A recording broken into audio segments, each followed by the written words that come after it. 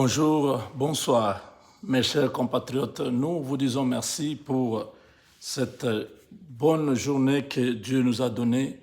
Nous nous retrouvons ensemble pour ces émissions du 24 mars. Merci à tous ceux qui ont participé avec nous live dans l'anniversaire de Madame. Merci à tous ceux qui ont présenté leurs souhaits lors de cet événement, cette journée que nous avons passée en famille. Merci, merci. Nous sommes une grande famille à travers le monde. Au nom de mon épouse et toute ma famille, nous vous remercions pour votre générosité. Vous avez été nombreux à vivre ce live et à commenter. Que mon Dieu vous bénisse. Nous allons commencer cette émission ce matin avec les dossiers du général déserteur John Numbi. John Numbi qui fait l'objet des poursuites judiciaires en République démocratique du Congo. Il avait préféré se soustraire de cette justice pour s'exiler ou s'échapper, aller rester au Zimbabwe. Et le Zimbabwe, qui est une terre d'asile pour les criminels comme Alexander Zingman, c'est Belarus, marchand d'armes qui a été arrêté à l'aéroport de Luano à Lubumbashi. Il y a des liens qui expliquent tout ce va-et-vient. Kabila au Zimbabwe,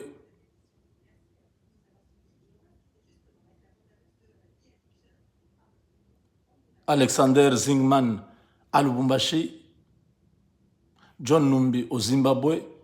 Il y a tout est clair. On peut comprendre ce qui se passe. Ces gens travaillent sur un projet satanabolique qui va bien évidemment, encore une fois de plus, échouer parce qu'ils ne sont pas à leur premier projet. Ils ont plusieurs fois comploté comme ça contre la République. Leur ami Delphin Kayimbi avait même mis sous écoute le président de la République dans toutes ces conversations avec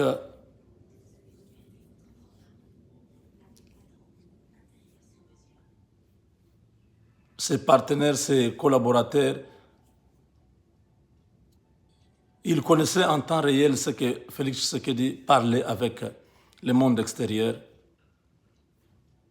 Il préparait tout pour le surprendre, mais Kayimbi a été lui-même surpris. Aujourd'hui, il n'est plus là.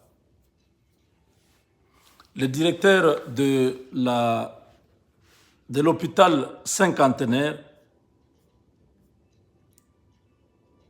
vient d'être libéré. M. Azel Rama, qui a été arrêté par la justice congolaise suite à une plainte de Madame le docteur Huguet Ngombe, qui a fini par retirer sa plainte après arrangement à l'amiable. Donc on lui a filé quelques billets de banque. Et ce docteur a retiré la plainte. Bon, c'est une coutume en justice. Mais je pense que cette fois-ci, cet individu, cet Indien va bien se comporter.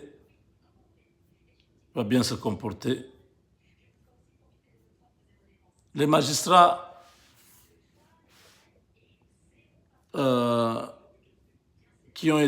les juges qui ont été nommés du Conseil d'État n'ont pas jusqu'aujourd'hui encore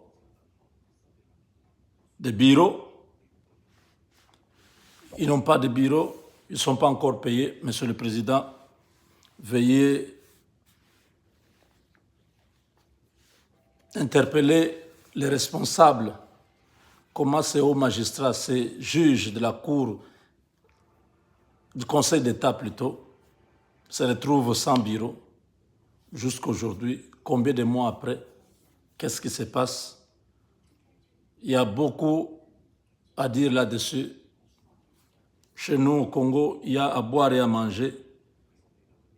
Il faut que vous puissiez interpeller tous ces individus qui sont en charge de la logistique et de la paye. On ne peut pas continuer à sortir beaucoup d'argent dans d'autres histoires pendant que ces juges, des gens qui sont censés être dans de bonnes conditions pour faire leur travail.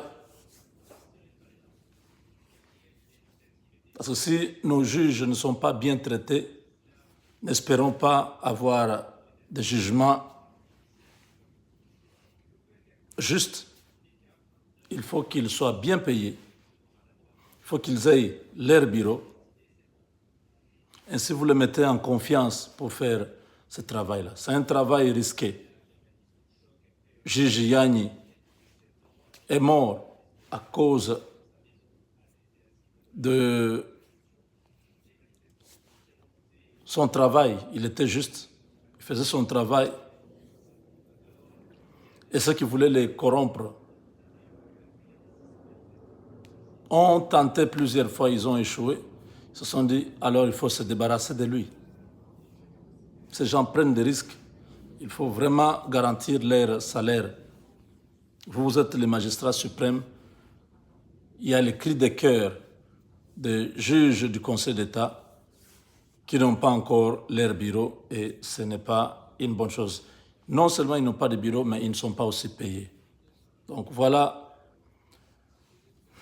nous revenons sur les dossiers du jour. John Numbi. Voilà le général déserteur, le général qui a été mis au garage. Ce général était retranché dans sa ferme à Lubumbashi après un temps, lorsqu'il a senti que les dangers s'approchaient de lui. Il a quitté la ferme pour aller se cacher au Zimbabwe, parce qu'au Zimbabwe, ils ont beaucoup investi. Le président zimbabwéen protège tous ces malfrats. Comme le Zimbabwe a des difficultés financières, il laisse tous ces criminels amener leur argent dans le pays.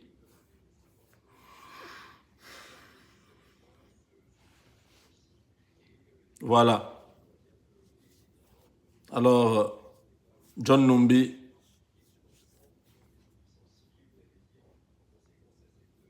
depuis ce matin fait l'objet d'un mandat d'arrêt international émis par la justice militaire congolaise. John Numbi, partout où il est, il doit savoir que le mandat est lancé contre lui. Il a échappé, c'est vrai, à Lubumbashi, parce que ne vous en faites pas, c'est un grand général de l'armée. Il avait de l'influence, il avait des gens qui l'écoutaient. Ils l'ont laissé partir. Il est parti avant que le général Chiwewe arrive à Lubumbashi.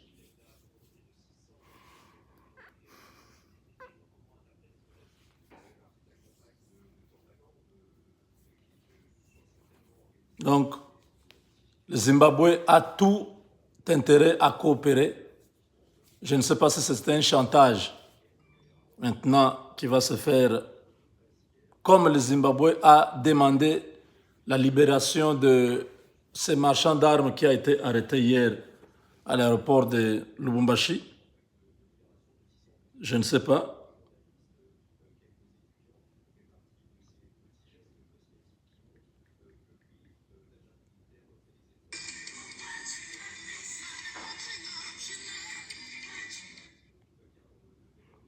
Donc, je ne sais pas si le Zimbabwe va demander aussi la libération de ces Biélorusses arrêtés à Lubumbashi pour libérer John Numbi, pour l'extrader vers la RDC, on ne sait pas.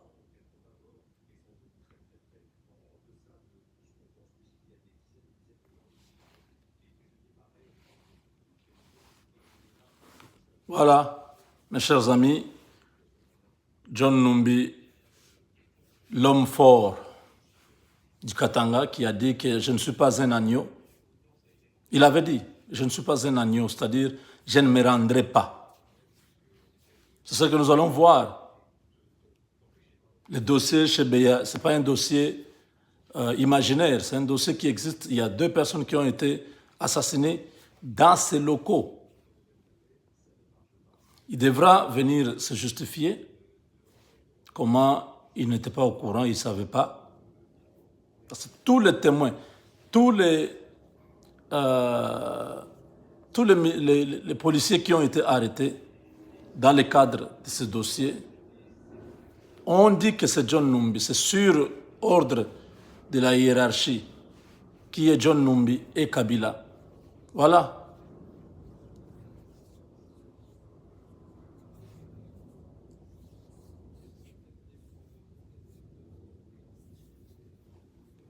Nous ne pouvons pas continuer à laisser des individus comme ça défier tout un pays.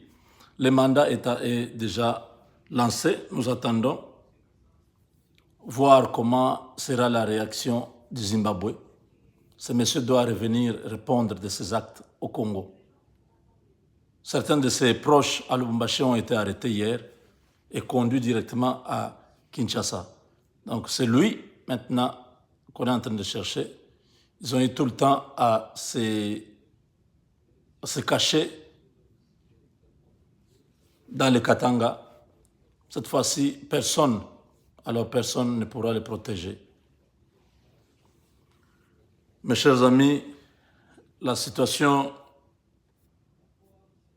congolaise est en train d'évoluer très vite. Très vite, alors très vite.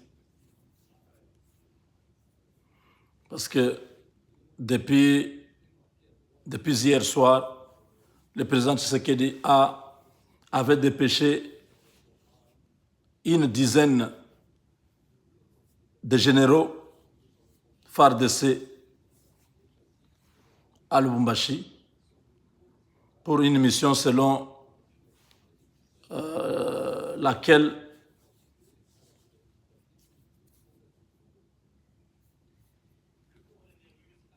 est purement sécuritaire. Donc voilà, il y a une situation qui ne dit pas son nom. Tout ce qui se passe à Lubumbashi, nous vous mettons au courant. 12 généraux sont à Lubumbashi. Le président n'a pas voulu faire le déplacement, mais tous ces généraux sont à Lubumbashi, plus le général Chiwewe et 1800 commandos de la garde républicaine. Donc il y a quelque chose qui se passe, quelque chose caché. C'est une mission très spéciale, une mission secrète, mais malheureusement, tout le monde sait déjà qu'ils sont là.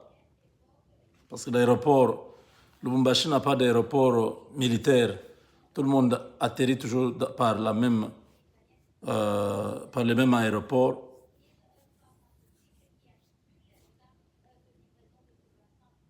Voilà. Donc, tous les habitants de Lubumbashi, vous êtes entouré par l'état-major général. Je ne sais pas si Mbala, lui-même le chef d'état-major, est là, mais on a cité la présence de plusieurs officiers généraux.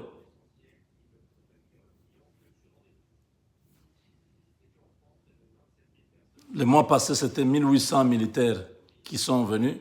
C'est maintenant, je crois que c'est ce mois, au début de ce mois, que ces militaires étaient venus.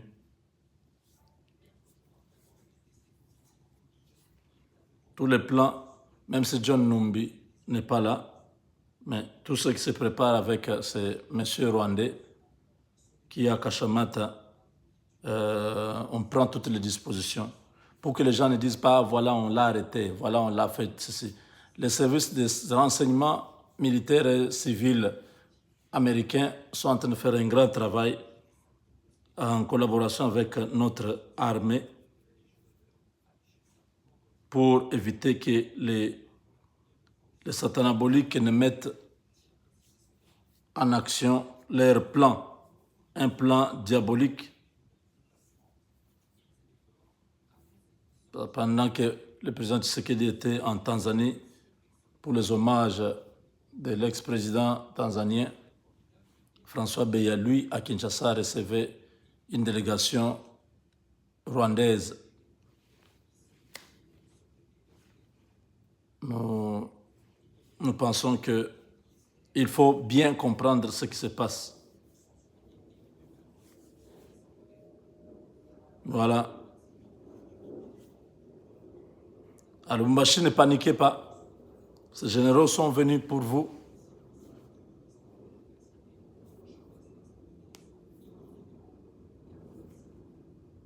Même si la guerre est à l'est,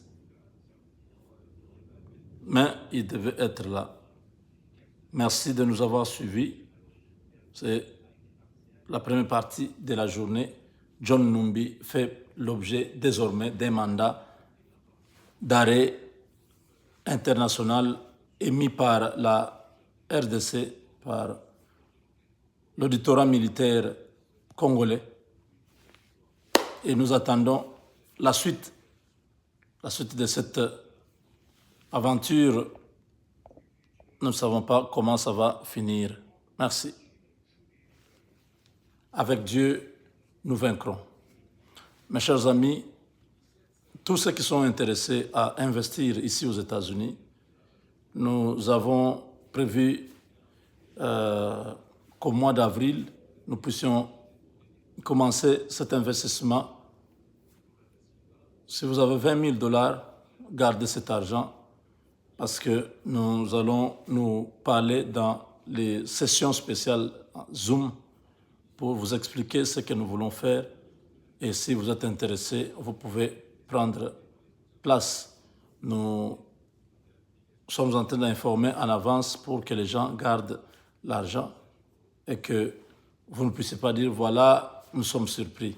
Il y en a qui m'ont déjà appelé, qui sont déjà prêts avec leur somme d'argent. Et ne continuez pas à travailler pour des gens. Cherchez plutôt à vous émanciper, à travailler pour vous-même.